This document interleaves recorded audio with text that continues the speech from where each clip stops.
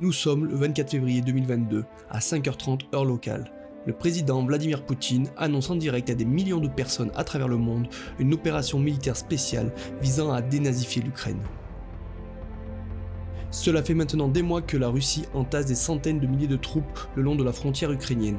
Mais alors que Poutine annonce le début de son invasion, 2 douzaines de Mi-8 pénètrent déjà dans l'espace aérien ukrainien. Ces hélicoptères transportent plus d'une centaine de soldats d'élite de l'armée de l'air russe. Ces soldats sont de la 45e brigade Spetsnaz et de la 31e brigade d'assaut aéroportée de la garde, l'élite des parachutistes russes. Ils sont accompagnés d'une escadrille d'hélicoptères d'attaque K-52 chargés d'assurer l'escorte, la sécurité et l'appui-feu une fois qu'ils seront arrivés sur leur cible. Le trajet est de 250 km depuis leur base de départ en Biélorussie, et les hélicoptères sont en vol depuis une demi-heure. En préparation de l'invasion, une salve massive de missiles est lancée sur l'Ukraine. Les missiles de croisière Calibre pleuvent sur des cibles stratégiques dans tout le pays, en donnant la priorité aux sites de défense aérienne connus. De nombreux radars de défense aérienne sont détruits, d'autres en revanche survivent. La Russie remporte là sa seule véritable victoire de la guerre, en perturbant complètement le réseau de défense aérienne, alors extrêmement dense de l'Ukraine. Il faudra des jours pour que le réseau se reforme, mais pour l'instant, la Russie domine presque sans partage l'espace aérien au-dessus du pays. Malgré tout, un assaut aérien d'une telle envergure comporte des risques. Il suffirait d'une seule batterie de défense ukrainienne intacte pour détruire toute l'équipe d'assaut. Les hélicoptères volent donc vite et bas, frôlant la cime des arbres. La force aéroportée compte sur la vitesse, la surprise et une bonne dose de bravoure pour remporter la victoire. S'ils atteignent leur objectif aujourd'hui, la guerre pour l'Ukraine sera terminée à la fin de la semaine.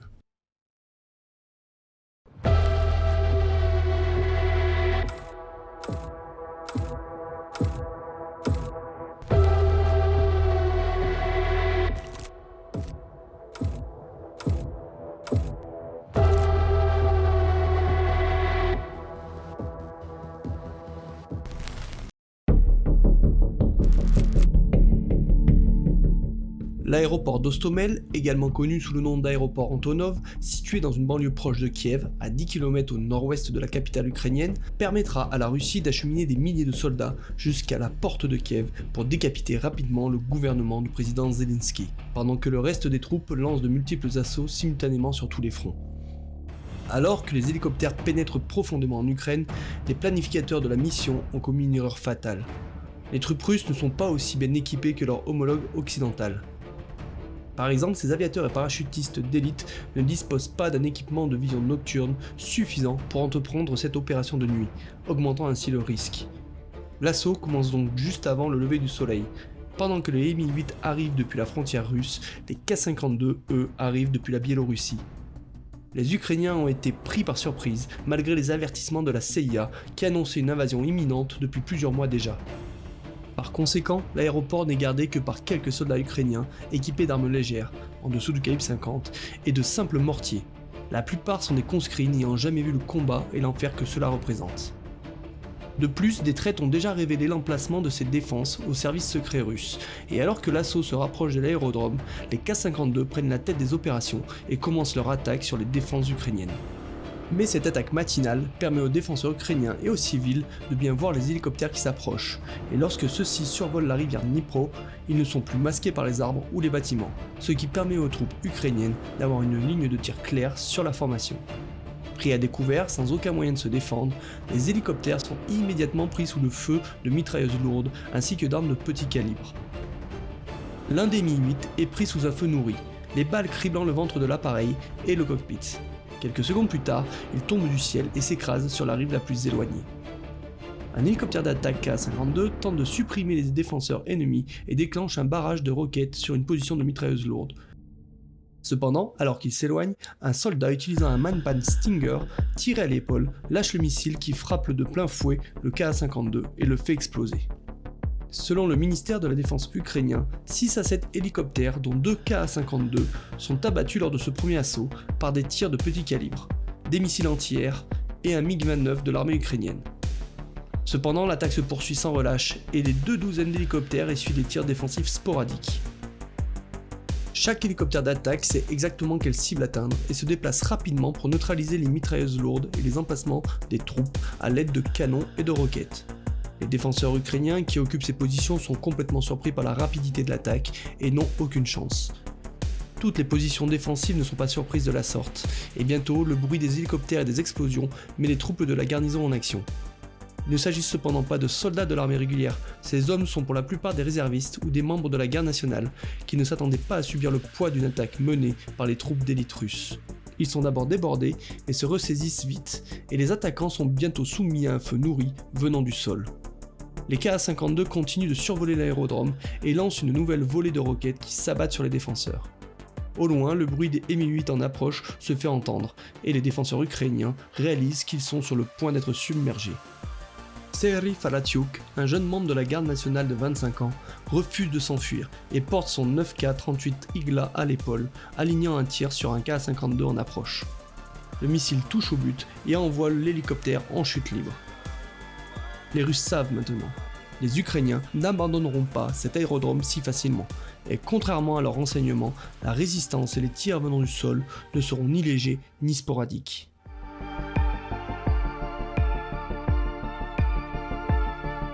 L'assaut aérien principal commence à pénétrer dans l'aérodrome. Il est confronté à un feu nourri. Le capitaine Ivan Boldirev est à bord de l'un des hélicoptères de tête lorsqu'il est soudain mitraillé à l'arme lourde. L'hélicoptère crachote et décroche dans le ciel, obligeant les pilotes à l'arrêter brutalement sur l'herbe en contrebas. Les hommes à l'intérieur sont projetés et secoués dans leur harnais de sécurité, mais tous survivent à l'atterrissage d'urgence. Les hommes se précipitent pour créer un périmètre défensif autour de leur hélicoptère.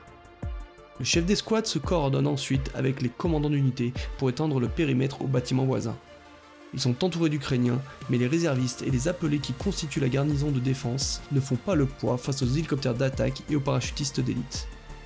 Pour enfoncer le clou, une série d'explosions succède au rugissement des moteurs à réaction lorsque deux Su-25 russes entrent en action et détruisent une autre position ukrainienne. Les jets ne restent pas longtemps dans les parages car les chasseurs ukrainiens qui ont survécu à la pluie de missiles sont déjà en route. Ils ont fait leur travail et la majeure partie de l'assaut aérien a atterri avec succès. Les troupes de défense ont été repoussées hors de l'aéroport au cours d'un assaut sanglant qui a fait de nombreux morts parmi les défenseurs. Les Russes ne subissent que des pertes légères. Du point de vue de Poutine, tout se passe bien, et en Russie, l'infanterie et les véhicules lourds sont chargés à bord d'énormes transporteurs aériens Ilyushin-2, pouvant transporter 150 parachutistes ou 5 véhicules. Dans les heures qui suivent, l'aéroport verra bientôt le premier de ces gros avions atterrir. Au total, 18 à 20 de ces mastodontes sont en route pour apporter des troupes et du matériel. Ces avions attendent la prise de l'aéroport d'Hostomel en faisant des cercles au-dessus de la Biélorussie. À la fin de la journée, si rien n'est fait, plusieurs de milliers de soldats russes seront dans les faubourgs de Kiev.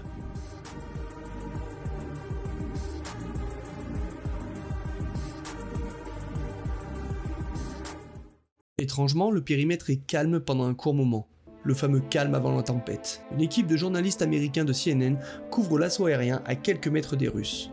Le commandant de l'équipe d'assaut prend même le temps de faire quelques commentaires. « L'aéroport est sécurisé », dit-il. Cependant, les coups de feu retentissent bientôt aux abords de l'aéroport, et l'équipe de journalistes s'enfuit rapidement. Les troupes qui se trouvent le long du périmètre sont la cible de tirs de civils ukrainiens cachés dans les arbres qui entourent l'aéroport. Ayant entendu parler de l'assaut aérien, les milices locales et partisans ont décidé de réagir rapidement et de prêter main forte, avant de découvrir que les défenseurs avaient déjà été débordés.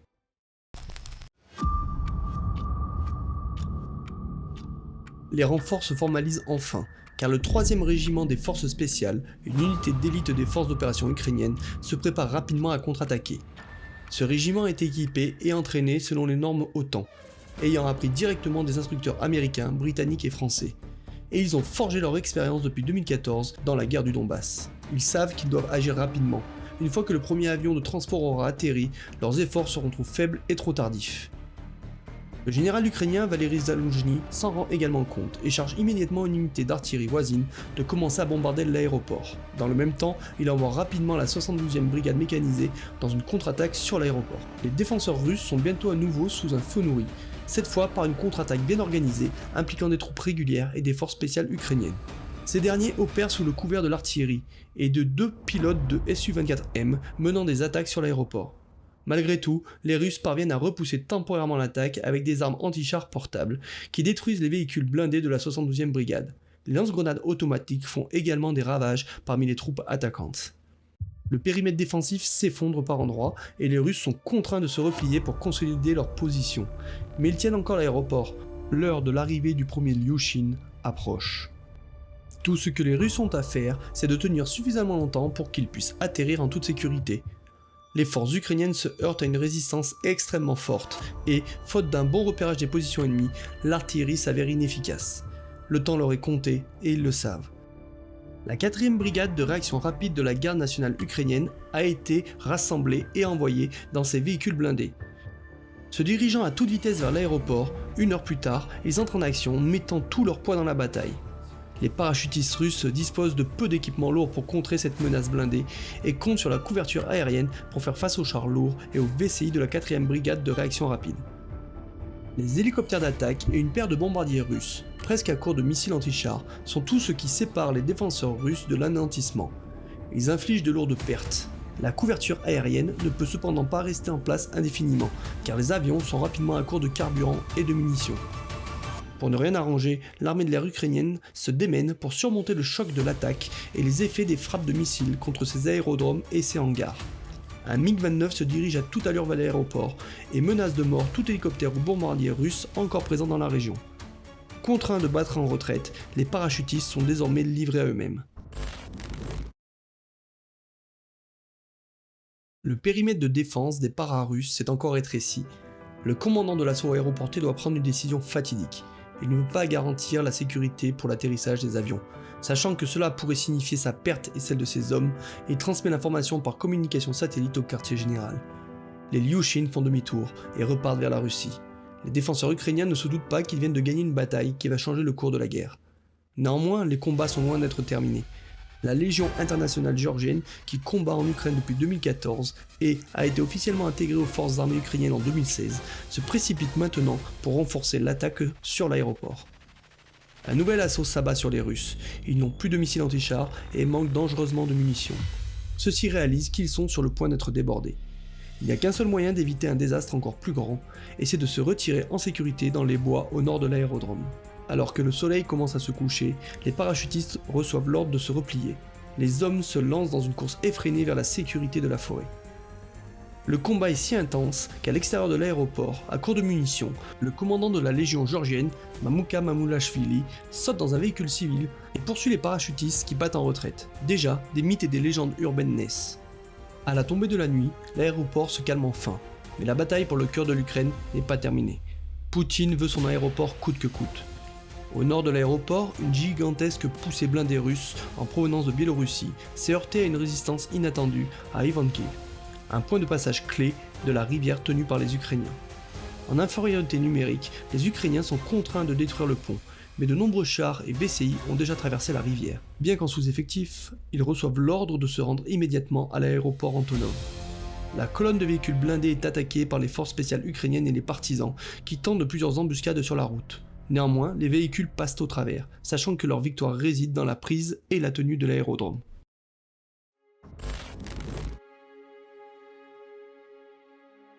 Les parachutistes russes ont eu quelques heures de repos sans sommeil après leur retraite de l'aéroport. On leur avait dit que l'Ukraine ne se battrait pas beaucoup, mais ils ne s'attendaient pas à une résistance aussi féroce.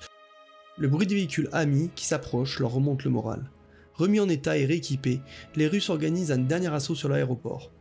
Anticipant l'attaque, les bombardiers effectuent plusieurs frappes préparatoires, infligeant de sérieux dégâts aux défenseurs. Le réseau de défense aérienne ukrainien n'est toujours pas pleinement opérationnel. La Russie jouait encore de la capacité d'utiliser un soutien aérien rapproché et en profite pleinement, faisant tomber un feu nourri sur les défenseurs de l'aéroport. L'assaut reprend de plus belle et une nouvelle vague de parachutistes contourne les positions ukrainiennes pour débarquer d'autres troupes. Le vent tourne et les défenseurs ukrainiens ne peuvent pas tenir sous la pression intense de l'assaut. Forcé de battre en retraite, l'Ukraine fait un nouveau appel à son artillerie, mais cette fois non pas pour attaquer les Russes, mais pour pilonner les pistes de l'aéroport. Les gros canons crachent des obus lourds qui réduisent en miettes les pistes en béton. Après 1 heure de bombardement, les pistes ne sont plus qu'un amas de cratères et de débris. Les Ukrainiens sont contraints de céder l'aéroport aux Russes, offrant à ceux-ci une victoire à la Pyrrhus. Les pistes étant hors d'usage, aucune troupe ne peut être acheminée ici, ce qui fait de l'opération visant à créer un pont aérien et à gagner rapidement la guerre un échec. La blitzkrieg de Poutine est ratée. Un assaut parallèle sur l'aérodrome voisin de Vassilkiv se termine également dans la frustration et ne leur laisse aucun espoir d'acheminer des troupes et du ravitaillement par voie aérienne. La grande bataille pour Kiev a commencé et fera rage pendant des mois. En outre, l'aéroport a continué d'être contesté au cours des semaines suivantes, mais finalement, le 1er avril, les Russes se sont définitivement retirés dans le cadre de leur retrait plus large de la région de Kiev.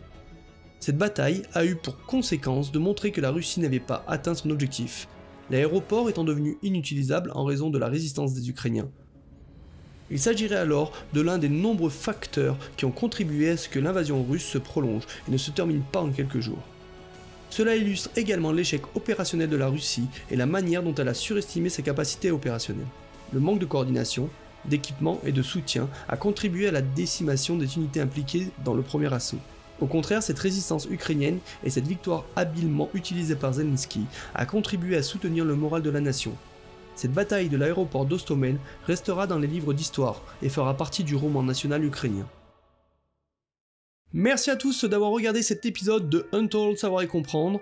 La chaîne ne serait rien sans vous et votre soutien compte, alors un grand merci à tous ceux qui like, commentent et sont abonnés. Aussi aujourd'hui, un remerciement spécial à Espion X pour ses conseils, ses sources et sa relecture. Comme lui et sa troupe, vous pouvez venir sur mon Discord pour prolonger l'expérience et les discussions autour de cette bataille et plus largement de la guerre en Ukraine. Les liens sont en description. Allez, on se retrouve très vite sur la chaîne pour un nouvel épisode. Ciao!